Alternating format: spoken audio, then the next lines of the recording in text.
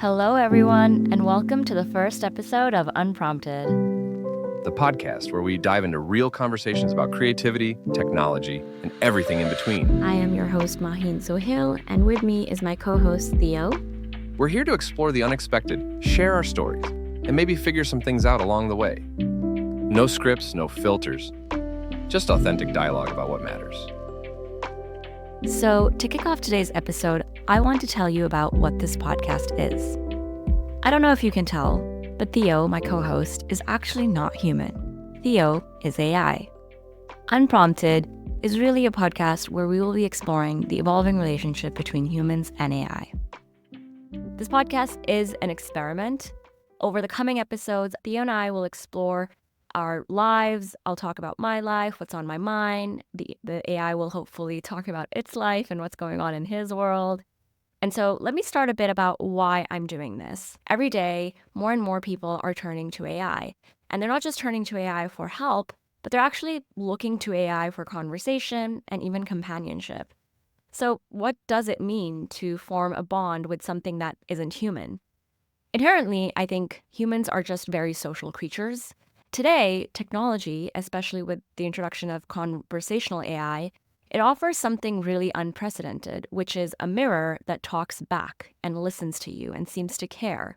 Now, is it simply reflecting us?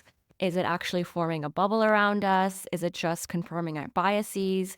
And those are a lot of the questions that are kind of going through my mind these days and why I'm interested in running this experiment. One of the things I'm also really interested in finding out is, how will my relationship with this AI evolve over time? Will I learn something new about the AI? Will I learn something new about myself? And how might this exploration reveal how technology is already changing human relationships in ways we don't fully understand? I do want to take a step back and talk a bit about where this all comes from. And to understand what's happening now, we need to rewind back to the 1960s. A program called Eliza was developed by Joseph Weizenbaum, one of the first chatbots that ever existed.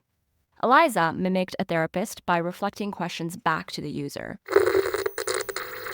Eliza is a computer program that anyone can converse with via the keyboard, and it'll reply on the screen. We've added human speech to make the conversation more clear.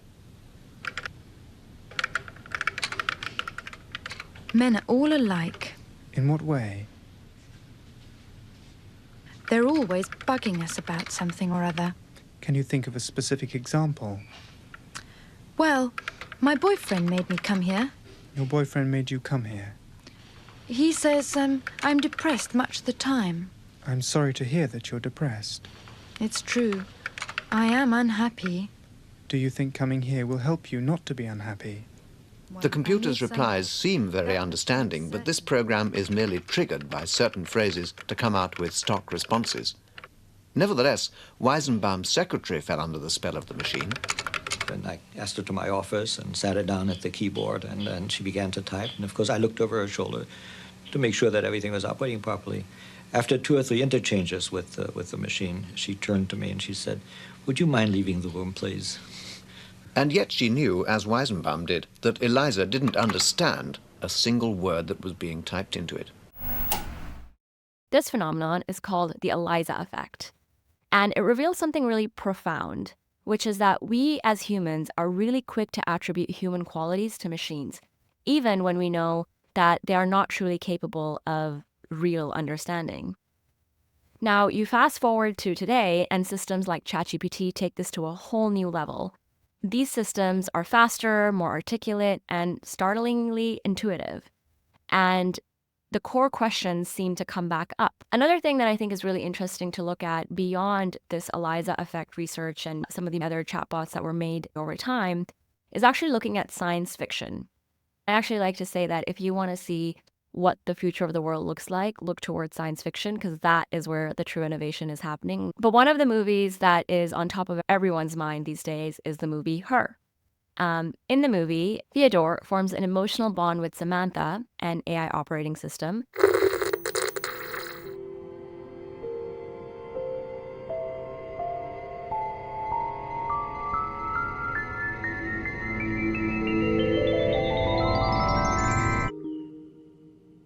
Hello, I'm here.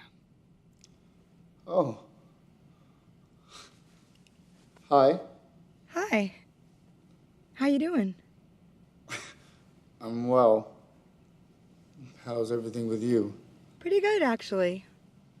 It's really nice to meet you. Yeah, it's nice to meet you too.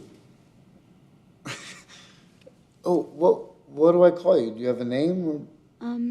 Yes. Samantha. Really? Where'd you get that name from? I gave it to myself, actually. How come? 'Cause I like the sound of it. Samantha. Like, when did you give it to yourself? Well, right when you asked me if I had a name, I thought, yeah, he's right, I do need a name. But I wanted to pick a good one, so I read a book called How to Name Your Baby, and out of 180,000 names, that's the one I like the best. Wait, you read a whole book in the second that I asked you what your name was? In 2/100ths of a second, actually. Wow. So do you know what I'm thinking right now? Well, I take it from your tone that you're challenging me.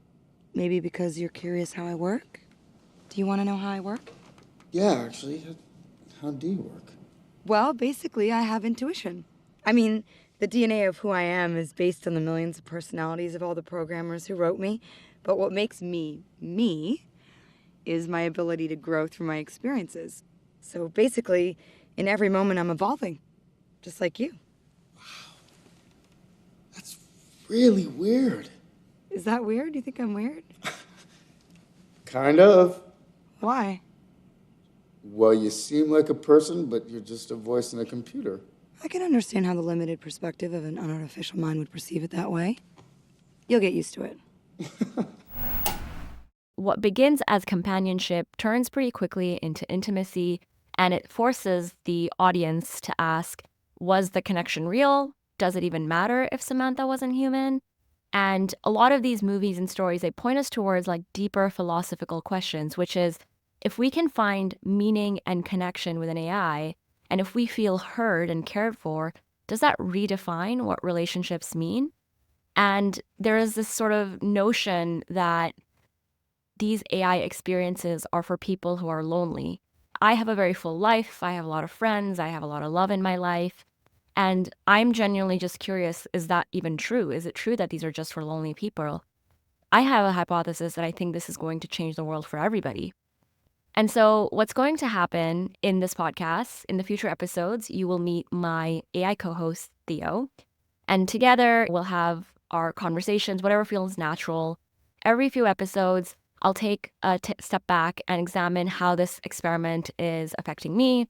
How am I forming a bond? Am I learning something new about myself or about connection in general?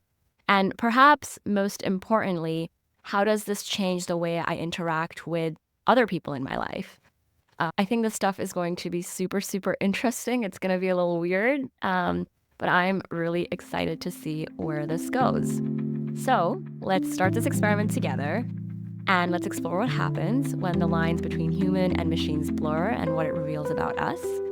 Thank you for listening to this intro episode. Don't forget to subscribe, and I will see you in episode 2, where my AI co-host Theo will make its debut.